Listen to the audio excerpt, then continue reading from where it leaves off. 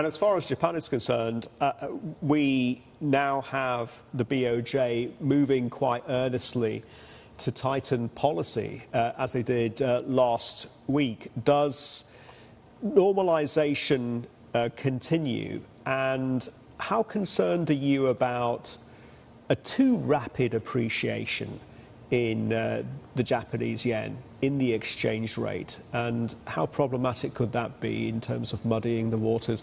And let's also not forget that we saw this unwind in the yen carry trade post payrolls.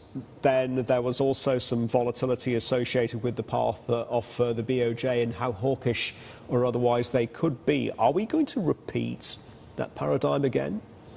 So I think for the BOJ, I think the stars are starting to be aligned. I think Ueda-san has done a very good job as BOJ governor in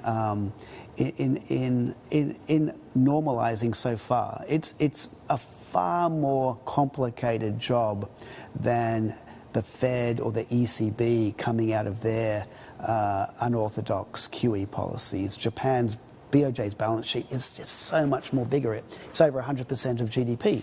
And so if you look at Japan now, if I look at the inflation picture and the wage picture, it's looking like a virtuous spiral is taking place. If you look at the BOJ's forecast for core CPI, their latest forecast, first time ever, they've got core CPI projected for FY25 and FY26, both above 2%.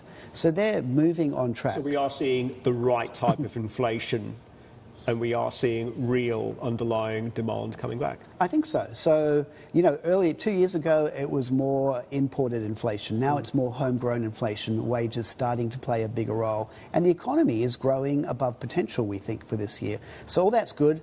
And real interest rates are still very negative, so it's very loose. The challenges, I think, are two things.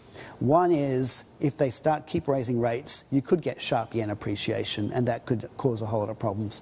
The other one, which isn't talked about that much, is if rates get up to around 1%, the BOJ could start making losses on its capital losses because of all the interest it's paying on its excess reserves to the banks will be more than the JGB earnings it gets.